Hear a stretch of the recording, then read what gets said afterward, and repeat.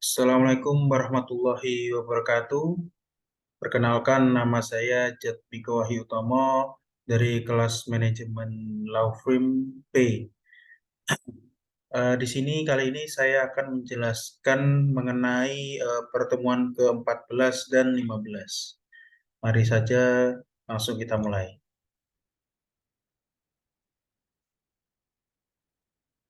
Untuk yang akan saya bahas di dalam presentasi kali ini, video kali ini adalah yang pertama, saya akan menjelaskan mengenai organisasi advokat dari masa Hindia Belanda sampai era reformasi, mulai dari Hindia Belanda terlebih dahulu, kemudian pada era Orde Baru, kemudian era reformasi. Kemudian yang terakhir di sini ada peran dan fungsi organisasi advokat. Langsung saja kita mulai. Untuk yang pertama, kita akan mengetahui lebih dalam mengenai organisasi advokat pada masa Hindia Belanda.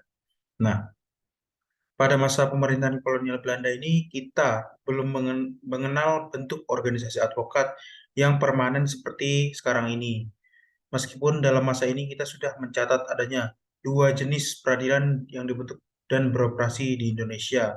Waktu itu pada masa Hindia Belanda itu ada Raad van Justitie dan Landraad yang dibentuk berdasarkan Stadsblad 1847 nomor 23 tentang Reglement op de Rechtspleging Organisate en het Beleid der Justitie in Indonesia, atau singkatan dari RO, di mana pada masa itu sudah ada profesi advokat, namun waktu itu masih begitu, pada masa Hindia Belanda ini masih sangat minim, masih sedikit banget mengenai organisasi advokat ini. Namun waktu itu ada yang mendirikan organisasi advokat, yaitu oleh Mr. Sastro Mujono dan Mr. Iskak dan Mr. Sunarjo. Ini dinamai dengan Bali Van Advocaten. Itu ya teman-teman. Kemudian lanjut. Nah, organisasi advokat pada masa Hindia Belanda ini masih sangat minim. Tidak seperti sekarang yang memiliki organisasi yang sudah besar. Wajar saja karena dulu seleksi dan naungan advokat masih sangat terbatas yang jika dibandingkan dengan masa sekarang, seorang advokat bisa langsung bergabung dengan organisasi yang sudah terorganisir dengan baik. Nah, masa Hindia Belanda itu masa-masa advokat masih belum eh, besar di Indonesia, masih minim organisasinya. Nah, kemudian kita lanjut ke organisasi advokat pada masa Orde Baru. Ini jadi setelah masa Hindia Belanda, kita menuju ke masa Orde Baru. Nah, untuk pertama kali dan dianggap sebagai cikal bakal organisasi advokat di Indonesia baru muncul pada tahun 1963, atau tepatnya 18 tahun setelah kemerdekaan bangsa Indonesia diproklamasikan. Diawali dengan terbentuknya Persatuan Advokat Indonesia atau disingkat PAI pada tanggal 14 Maret 1963. Adapun Persatuan Advokat Indonesia atau Peradin ini didirikan pada tanggal 30 Agustus 1964 di Solo, di mana kemudian oleh pejabat presiden yang waktu itu adalah Bapak Jenderal Soeharto, secara resmi Peradin diakui sebagai satu-satunya organisasi advokat Indonesia pada tahun 1966. Kemudian pernyataan Soeharto tentang satu-satu organisasi advokat dapat dianggap sebagai suatu pernyataan politik dalam rangka untuk lebih memudahkan kontrol terhadap para advokat pada masa itu. Akan tetapi kontrol yang dijalankan pemerintahan Soeharto itu hanyalah kamuflase, karena pada saat yang sama pemerintah juga mulai mendorong lahirnya organisasi-organisasi advokat yang baru dalam rangka memperlemah Peradin. Organisasi-organisasi tersebut antara lain Lembaga Bantuan Hukum, LBH, Bina Bantuan Hukum, BBH, Pusat Bantuan dan Pengabdi Hukum, Pusbadi, dan lain-lain. Jadi banyak saingan-saingan ya dari Peradin yang disahkan sendiri oleh Bapak Jenderal Soeharto. Ada LBH, ada BBH, dan lain-lain. Kemudian lanjutnya, sejarah kembali berulang atas prakarsa Ali Said selaku Menteri Kehakiman saat itu berhasil dibentuk organisasi advokat Indonesia yang bernama Ikatan Advokat Indonesia atau IKADIN pada tanggal 10 Oktober 1985. Dan organisasi baru ini juga dimaksudkan sebagai organisasi advokat satu-satunya bagi profesi advokat. Akan tetapi keinginan penguasa tersebut mendapat perlawanan keras dari berbagai kalangan, khususnya dari kalangan pengacara praktek yang tidak dapat diakomodir dalam organisasi IKADIN. Jadi ada contohnya seperti ada pengacara, ada advokat, tapi dia tidak dinaungi oleh IKADIN langsung atau tidak bisa dikoordinir mungkin karena suatu hal. Nah, maka mereka memberontak. Nah, di sini IKADIN lah yang menjadi sasaran para advokat yang tidak mendapatkan organisasinya sendiri. Nah, di sisi lain dengan adanya perbedaan status antara advokat dan pengacara praktek, adanya perbedaan cara pandang dalam sistem transformasi kepemimpinan dan mekanisme dalam organisasi, campur tangan penguasa sampai dengan keinginan advokat menspesialisasikan praktiknya pada aspek hukum tertentu menjadi faktor akselerasi lahirnya organisasi-organisasi advokat yang baru yang secara berturut-turut adalah ini. Bisa kalian lihat ya di layar ada Ikatan Penasihat Hukum Indonesia berdiri pada tanggal 9 Mei 1987. Kemudian Asosiasi Advokat Indonesia atau disingkat AAI berdiri pada tanggal 27 Juli 1990. Kemudian Serikat Pengacara Indonesia atau disingkat SPI berdiri pada tanggal 28 Juni 1998. Kemudian Himpunan Advokat dan Pengacara Indonesia HAPI, Himpunan Konsultan Hukum Pasar Modal HKHPM berdiri pada tanggal 4 April 1989, Asosiasi Konsultan Hukum Indonesia AKHI dan Asosiasi Pengacara Syariah Indonesia. Jadi banyak ya organisasi advokat pada masa Orde Baru. Nah, kemudian kita lanjut ke masa reformasi. Nah, di sini Komite Kerja Advokat Indonesia atau disingkat dengan KKAI. Komite ini dibentuk pertama kali pada tanggal 11 Februari 2002 oleh 7 organisasi advokat, yaitu Ikatan Advokat Indonesia, Asosiasi Advokat, bisa dilihat di layar ya. Nah, ini yang tadi saya sebutkan di masa Orde Baru yang mencakup banyak organisasi-organisasi tersebut bersatu untuk mendirikan eh, organisasi yang disebut yang saya bilang tadi yaitu Komite Kerja Advokat Indonesia atau KKAI. Nah, dengan terbentuknya Komite Kerja Advokat Indonesia, maka Forum Komunikasi Advokat Indonesia FKAI yang sebelumnya meleburkan diri ke dalam KKAI sehingga FKAI tidak ada lagi dan KKAI adalah satu-satunya forum organisasi profesi advokat Indonesia. Itu pada tahun 2022 ya teman-teman. Nah, kita lanjut lagi. Nah, ini lanjutan dari masa reformasi. Nah, terdapat dua hal penting yang harus dilakukan oleh KKAI pada waktu itu, yaitu mengambil alih pelaksanaan ujian advokat dan Mahkamah Agung dan memperjuangkan lahirnya Undang-Undang Advokat. Setelah kedua tugas tersebut dilaksanakan, maka KKAI yang pertama ini dinyatakan dibubarkan dengan membentuk KKAI yang baru, di mana KKAI yang baru ini terdiri dari 8 organisasi advokat, yaitu ada IKADIN, AAI, IPHI, SPI, HAPI, HKHPM, AKHI, dan APSI. Kemudian ada pun tugasnya dalam melaksanakan kewenangan organisasi advokat sebagaimana dimaksud dalam pasal 32 ayat 3 Undang-Undang Nomor 18 Tahun 2003 antara lain melakukan verifikasi advokat Indonesia yang dimulai sejak bulan Desember 2003. Nah, seperti itu ya teman-teman.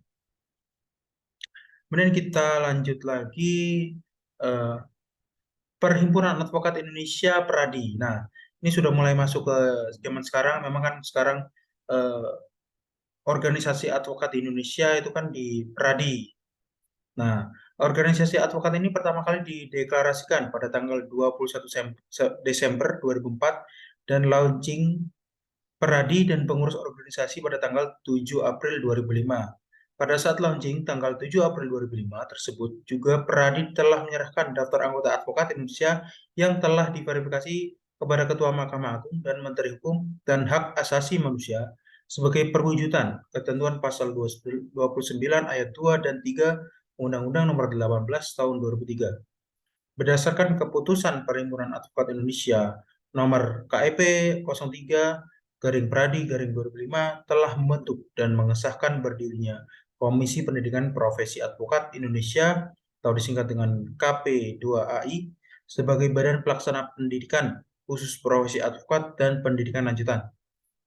Sebagai kelanjutan dari pendidikan khusus profesi advokat ini, maka Peradi akan melaksanakan ujian advokat sebagai perwujudan ketentuan pasal 3 ayat 1 huruf F Undang-Undang Nomor 18 Tahun 2003.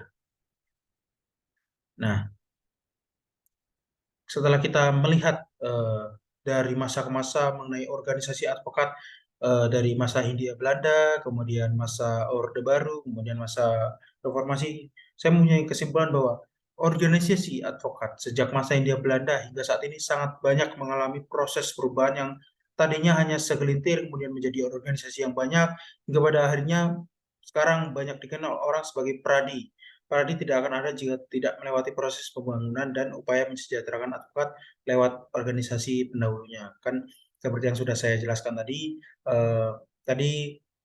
pertama organisasi KKAI itu dibentuk oleh banyak sekali organisasi, kemudian dilanjutkan membangun Peradi pada tahun 2005. Nah, tidak abdul rasanya kalau kita mengetahui bahwa organisasi advokat itu sangat banyak, kemudian kita membahas sejarah dari masa Hindia Belanda sampai dengan masa reformasi. Maka kita harus mengetahui peran dan fungsi organisasi advokat agar kita tidak misunderstanding dalam pengertiannya. Nah, Nah, di sini peran organisasi advokat. Suatu organisasi itu bisa dikatakan baik apabila organisasi tersebut dan organ-organnya dapat menjalankan fungsi dan perannya sesuai dengan apa yang digariskan maupun yang diatur berdasarkan undang-undang, khususnya Undang-Undang Nomor 18 Tahun 2003 tentang advokat termasuk anggaran dasar dan anggaran rumah. Maksud saya rumah tangga serta kode etik advokat. Nah, organisasi advokat Peradi berperan dalam dua hal pokok menurut saya. Yang pertama adalah sebagai agen pembaharuan hukum yang dapat mengakomodir semua kepentingan yang bersifat global tanpa menghilangkan kepentingan lokal.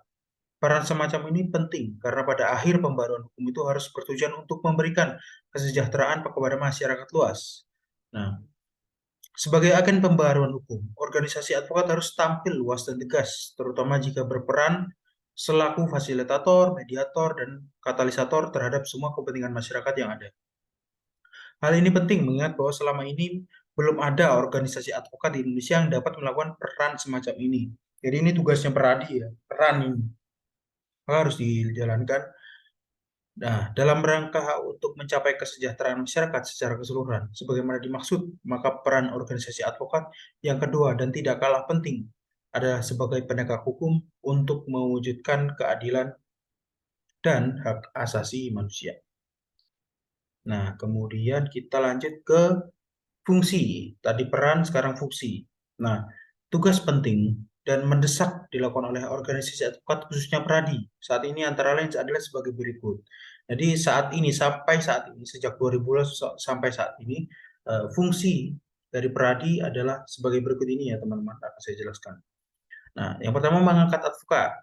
Kemudian kedua membuat dan menyelenggarakan buku daftar advokat dan setiap 1 tahun melaporkan perubahan jumlah anggota organisasi advokat kepada Mahkamah Agung dan Menteri Hukum dan Hak Asasi Manusia. Kemudian menyelenggarakan pendidikan khusus advokat.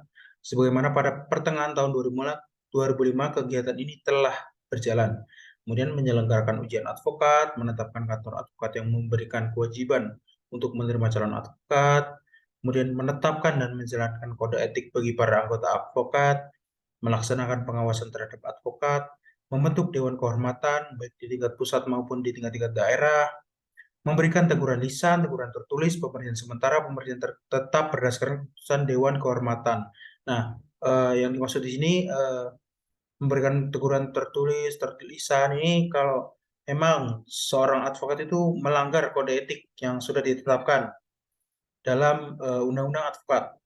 Nah, kemudian ada membentuk komisi pengawas, menetapkan tata cara pengawasan terhadap advokat untuk dijalankan oleh komisi pengawas, memberikan dan atau mengeluarkan rekomendasi hubungan dengan izin advokat asing yang akan bekerja sebagai karyawan di kantor advokat Indonesia, Dan yang terakhir adalah berbagai hal lainnya yang sesuai dengan tujuan organisasi advokat. Jadi bisa update ya teman-teman, bukan matok di sini saja, namun nanti jika ada hal-hal yang perlu dilakukan dalam organisasi advokat tersebut, maka bisa dilakukan. Mungkin itu saja yang bisa saya jelaskan mengenai organisasi advokat sejarahnya mulai dari zaman era Hindia Belanda hingga sampai era Reformasi, kemudian eh, fungsi dan peran dari organisasi advokat. Terima kasih, semoga apa yang saya sampaikan ini eh, dapat bermanfaat bagi kita semua, terutama yang menjalani mata kuliah manajemen Lafim. Terima kasih, saya ucapkan sekali lagi terima kasih. Assalamualaikum warahmatullahi wabarakatuh.